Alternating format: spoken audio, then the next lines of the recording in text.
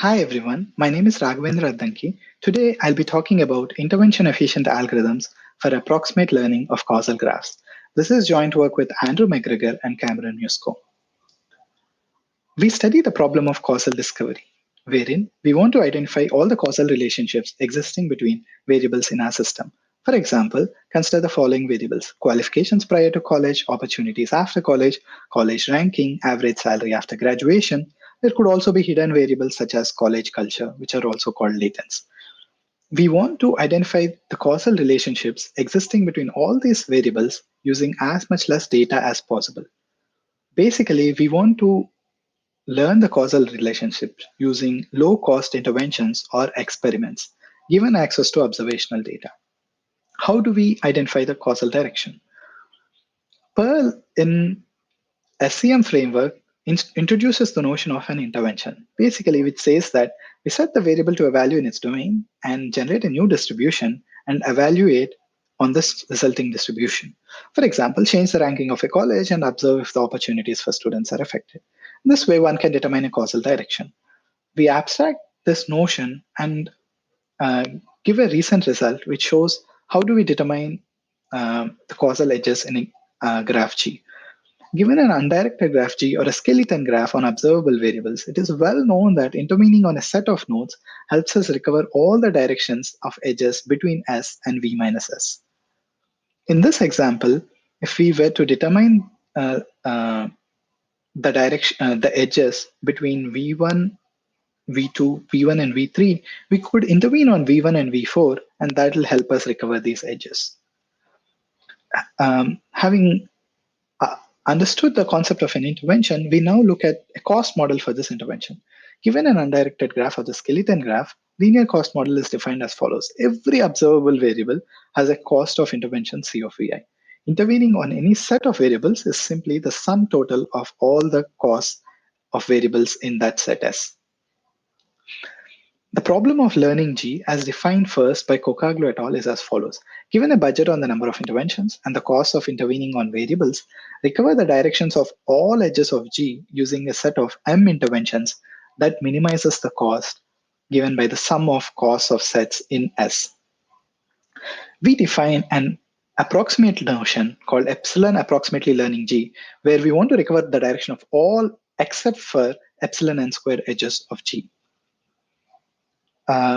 In the no latents case, there's a lot of prior work, and we now know we can recover the skeleton graph using just observational data. In Shanmugam et al., the authors give necessary and sufficient conditions for the interventions required for recovering directions of edges in G. For the linear cost model, using these necessary and sufficient conditions, there is a two approximation algorithm given by Lindgren et al. That helps us recover the directions of G. In the latent setting, there's not much known, and there's not even any known characterization for recovering the skeleton graph, even allowing for interventions. In the linear cost model, even if you are given the skeleton, there are no algorithms known for recovering the directions. In a recent work, Addanki et al. Give a two approximation algorithm to recover the ancestral graph that captures path relations in G. Here's a brief summary of our results. We show that for recovering G, the best possible approximation ratio is order of log n, and it is tight. We improve upon this by showing a two approximation algorithm for epsilon approximately learning G. We show similar results for recovering ancestral graph. The underlying, all of our algorithms use the notion of a separating matrix, which we now define. Let S denote a set system corresponding to the interventions performed on our graph G. L is the matrix associated with S, such that the kth column represents the characteristic vector Sk. Therefore, in this example, S1 contains just V1, S2, V2, S3, V3, and S4, V4. We could write down the matrix as simply the identity matrix with V1 and S1 set to 1, and remaining all rows are set to 0 for S1, the column corresponding to S1 for the first column. Similarly, we can fill out the matrix for the second set of interventions given by V2, V4, V3, V4, V4, and V2. Let L of I denote the ith row corresponding to node Vi. So basically, this is a vector corresponding to the ith row. The definition of separating matrix is as follows.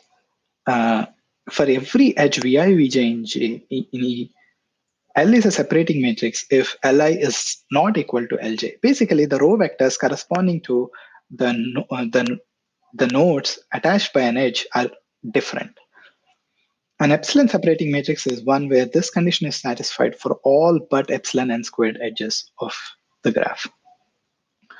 We want to argue that this separating matrix is essentially equivalent to graph coloring because we can associate with every node the vector Li for node Vi as a label attached to this node. And these labels can be thought of as colors. Because no two nodes connected by an edge have the same label, this is essentially equivalent to coloring this graph. Now let's look at our objective from this perspective. We show that given an undirected graph G, if S be the set of interventions and L corresponding matrix used in recovering the edges, this L must be a separating matrix. Now let L, the one norm of L of I, basically the number of ones in the vector L of I corresponding to node Vi is called the weight of Li.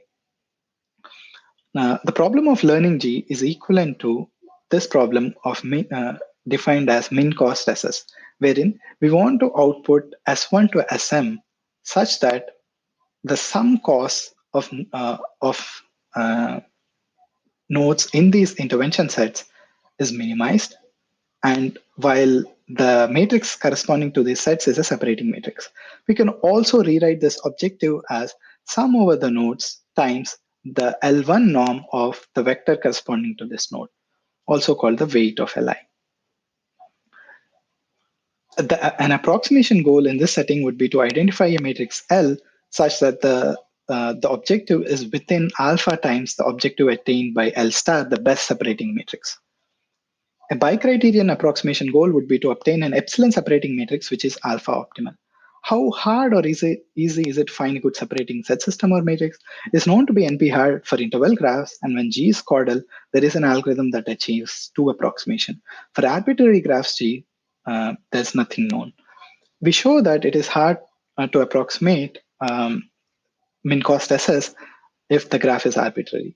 We base it on the following conjecture.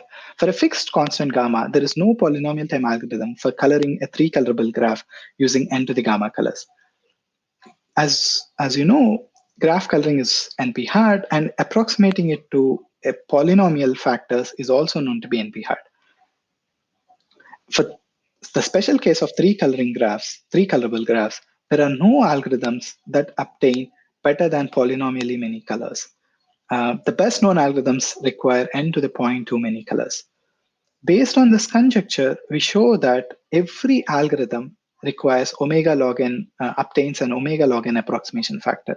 In other words, there is no polynomial time algorithm for finding an order little of log n approximation factor.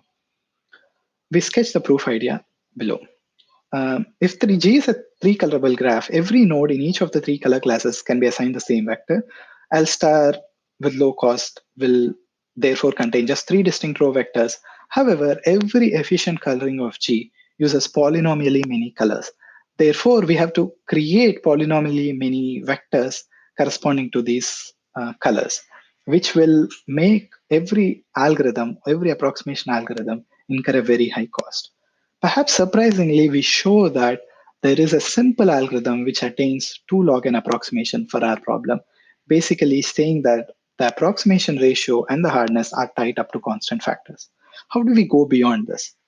How do we get approximation factors below order log n? For that, we use the greedy strategy introduced by Lindgren et al.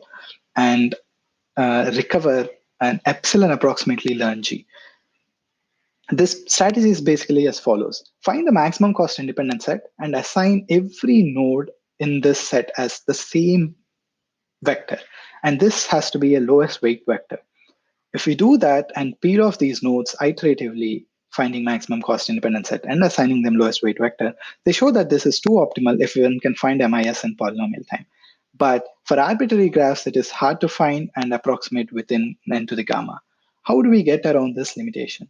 For that, we introduce this notion of NearMIS, which basically says it has the same cost as that of an MIS, but it has a few edges. Basically, it has epsilon n squared edges, at most epsilon n squared edges.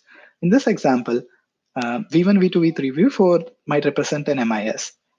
In our algorithm, or our idea is to use an NearMIS which contains two edges between W1 and W2 and W1 and W3, but has cost at least the cost of MIS. But how does one find this? For that, we use ideas from graph property testing and obtain a polynomial time algorithm for testing whether an independent set with cost rho times cost of V exists. If so, returns a set of nodes with cost at least rho times C of V and containing at most epsilon n squared edges.